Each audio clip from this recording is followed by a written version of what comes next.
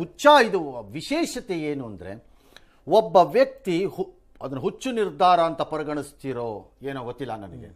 ನಿರ್ಧಾರಕ್ಕೆ ಬಂದಾಗ, ಅದಕ್ಕೆ ನುಗ್ಗಿ ಬಂದಾಗ ಅದಕ್ಕೆ ಏನಾಗತ್ತೆ ಅನ್ನೋಕ್ಕೆ ಈ ವ್ಯಕ್ತಿ ಸಾಕ್ಷಿ. 6 ತಿಂಗಳ ಹಿಂದೆ ಪಕ್ಷವನ್ನು ಹುಟ್ಟು ಹಾಕಿ 50 ವರ್ಷಗಳ ಕಾಲ ಸ್ಥಾಪಿತವಾಗಿರುವಂತಹ ದ್ರವಿಡಿಯನ್ ಪಕ್ಷಗಳನ್ನು ಚಾಲೆಂಜ್ ಮಾಡಿಕೊಂಡು, ಕ್ಯಾಂಡಿಡೇಟ್ಗಳಿಲ್ದಿದ್ರು ಹುಡುಕೊಂಡು ಕ್ಯಾಂಡಿಡೇಟ್ಗಳನ್ನು ಹಾಕ್ಕೊಂಡು ಗೆಲ್ಲಿಸ್ಕೊಂಡು ಬರಬೇಕು ನಾನು ಒಬ್ಬನೇ ಏಕಾಂಗಿಯಾಗಿ ಅಂತಂದರೆ ಅದು ಹುಚ್ಚು ಸಾಹಸವೇ. ಕೆಲವೊಮ್ಮೆ ಹುಚ್ಚು ಸಾಹಸಗಳು ಫಲವನ್ನು ಕೊಡುತ್ತವೆ. ಬಹಳ ಜನ ಅಂತಾರೆ, ನಾವು ಟಿ ವಿ ಮಾಡೋಕೆ ಹೊರಟಾಗ ನಿನ್ನನ್ನು ಹುಚ್ಚ, ಪೆದ್ದ, ಬೆಪ್ಪ,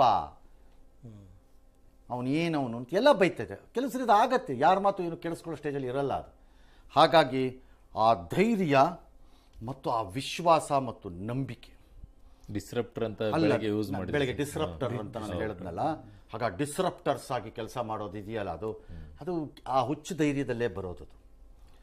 ಗೆದ್ದೇ ಗೆಲ್ತೀನಿ ಒಂದಿನ ಅಂತ ಅದನ್ನು ಉಳಿಸ್ಕೊಂಡು ಫೈಟ್ ಮಾಡೋದು ಅಷ್ಟು ಈಸಿ ಇಲ್ಲ. ಭಾಳ ರಾಜಕೀಯ ಪಕ್ಷಗಳು ಇವತ್ತು ಎಗರು ಬಿದ್ದು ಹೋಗಿರೋದು ಮತ್ತು ರಾಜಕೀಯದ ನಾಯಕರುಗಳು ಇನ್ಕ್ಲೂಡಿಂಗ್ ಕರ್ನಾಟಕ, ಕಾರಣ ಅಂದರೆ ಆ ನಂಬಿಕೆನೇ ಇಲ್ಲ ಅವರಿಗೆ. ಫೈಟಿಂಗ್ ನಂಬಿಕೆ ಇಲ್ಲ.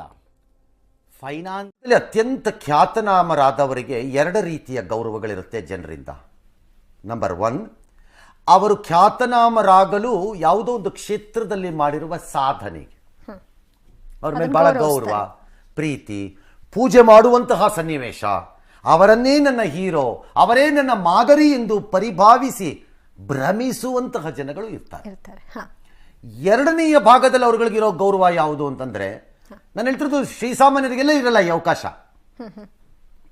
ಸೆಲೆಬ್ರಿಟಿ ಖ್ಯಾತನಾಮರಾಗ್ತಾರೆ ಯಾವುದೇ ಫೀಲ್ಡಲ್ಲಿ ಇರಲಿ, ಫಿಲಮೋ, ಕ್ರಿಕೆಟೋ, ಪಾಲಿಟಿಕ್ಸೋ, ಡ್ಯಾಶೋ. 2ನೇದು ಯಾವುದು ಗೌರವ ಅವ್ರಿಗೆ ಸಿಗೋದು ಅಂತಂದರೆ, ಅವರ ವೈಯಕ್ತಿಕ ಜೀವನದಲ್ಲೂ ಅವರು ಪರಿಪಾಲನೆ ಮಾಡುವಂತಹ ರೀತಿ, ನಡ್ಕೊಳ್ಳೋ ರೀತಿಗಳು, ರಿವಾಜುಗಳು, ಇವೆಲ್ಲವೂ ಅವ್ರಿಗೆ ಇನ್ನೊಂದು ಗೌರವವನ್ನು ತರುತ್ತೆ.